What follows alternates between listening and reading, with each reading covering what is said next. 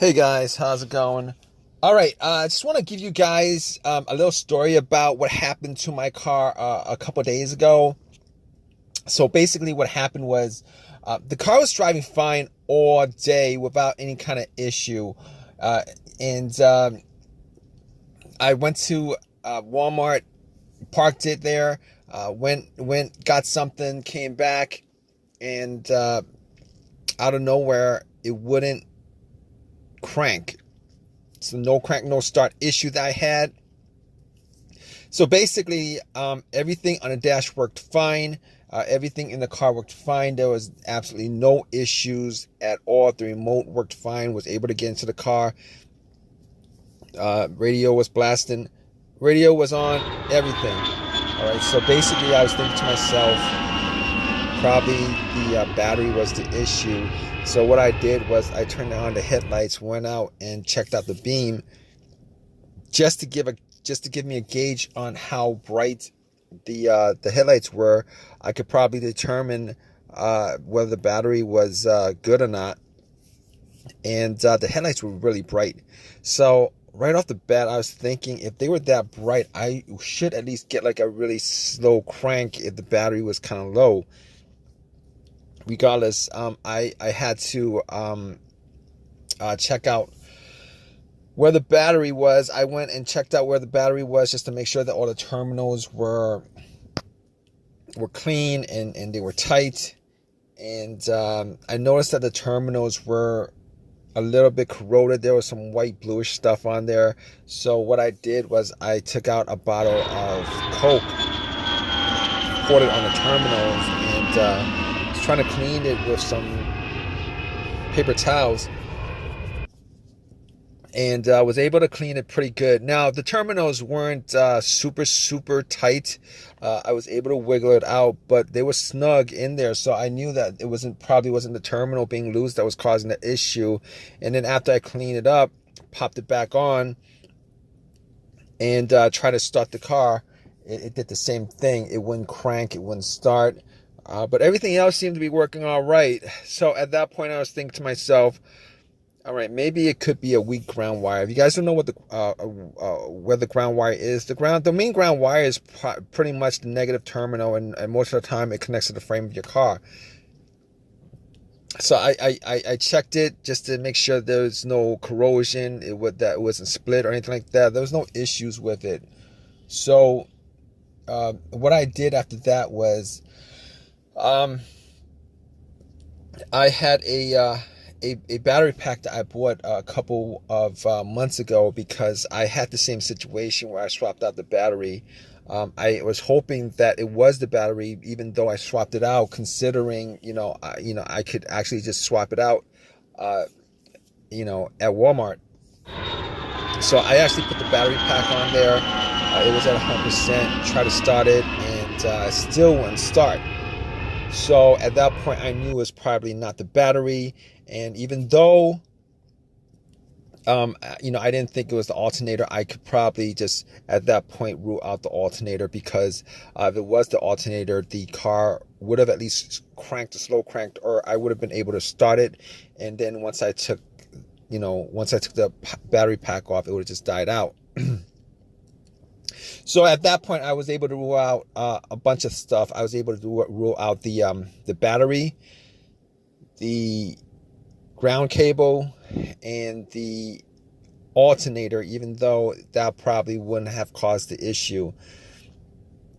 So after going through that, I was thinking to myself, could it be something? Could it be the car's computer ECU? Because I did see a check engine light on my dash, and that check engine light was there. It's been there for a while, and I believe it was for a O2 sensor issue. Now, I did have an OBD2 that I bought from Walmart, and it was a $19 OBD2, one of the cheap ones, and I pretty much hooked it on to my OBD port, and try to make sure that I was actually getting a connection between the car's computer and the car itself. It did scan all the way through. Now I'm pretty sure that that the OBD2 wouldn't actually pick up anything that would cause a no crank, no start situation for the most part, except if if if the car's ECU, the car's computer was, you know, for some reason separated from the car, for what reason couldn't communicate with the car. But anyway, regardless, I actually plugged it in. It scanned all the way through. Only code that popped up was the aux02 sensor code, and at that point, I was pretty sure that it wasn't anything to do with the car's computer, any codes that would cause it, and I actually had to move on to I had to move on to some other troubleshooting outside of that, because that wasn't causing the issue. So basically, I got to a couple of things, which were the fuses and the relays, which were were highly capable of causing a situation like this. And got to the fuses, checked out all the fuses, just to make sure that none of them were blown. And I was actually looking at them. Now, I didn't have a fuse tester on me. I didn't think it was the fuses. Now, the two situations that I've had where a fuse would cause a situation like that, one of those situations was a Honda that I had where the main fuse blew, and I was getting no power throughout the whole entire car. The main fuse was the fuse that connected the battery to the fuse box itself. And that was a previous situation that I have, and I'm pretty sure that wasn't the same situation that I had, so I could rule that out, because I was getting power to everything except it wouldn't start. Now, the other situation I had pertaining to a fuse that caused a no start situation was actually a crank no start situation, and I think one of the fuses actually blew. Then that fuse was connected to the ECU or the fuel pump. And I remember once I changed out that fuse, the car would crank, but it wouldn't stop. Once I changed out that fuse, it was able to start up. So I could rule out those two situations as being, related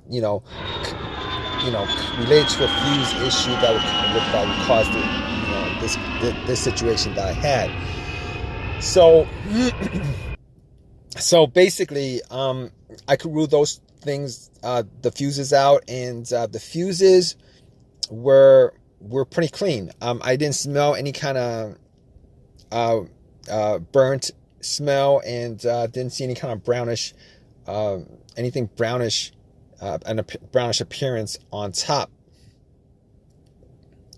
So at that point, I was able to kind of rule out the fuses, not at 100%, but I was able to rule out the fuses for the most part.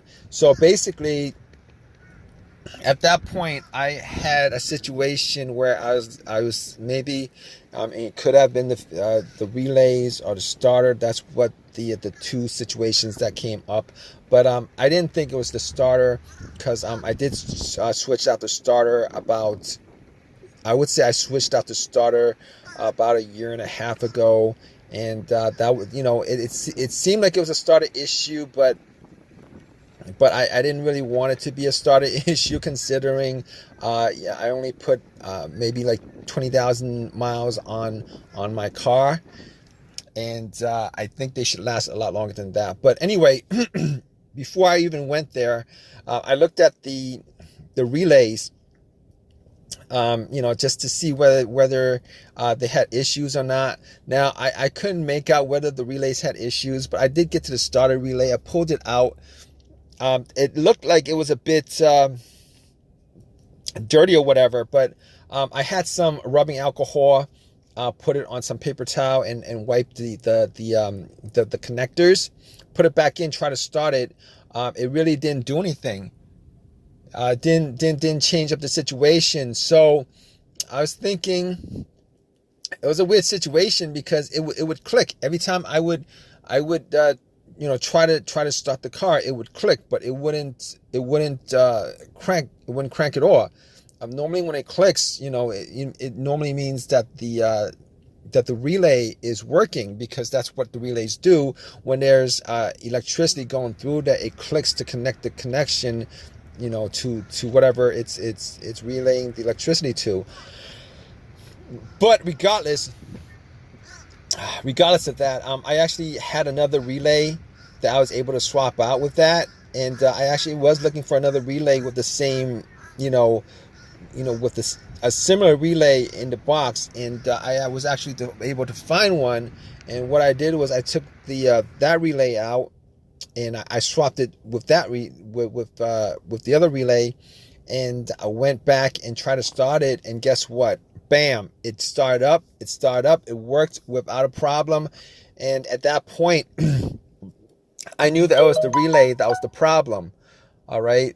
So it was a pretty easy fix. I drove to AutoZone, which was within that whole shopping center. Swapped out the relay, and that was like 3 days ago. Haven't had a situation since. I've been driving the car, turning it on, off, for 3 days. Haven't had that situation at all. So just want to give you guys, just gonna give you guys that story of a quick fix that I had of my car. If you guys are in the same situation, you guys watching this video, hopefully you guys have as easy of a fix as I had on my car. You guys have a comment, leave your comment in the comment section. Please give me a thumbs up. Please subscribe. Like I said, if you guys are in the same situation, just go through the steps that I went through as far as trying to figure out, the situation with my car. And, you guys should be good as far as troubleshooting and diagnosing your particular problem. Take care, guys.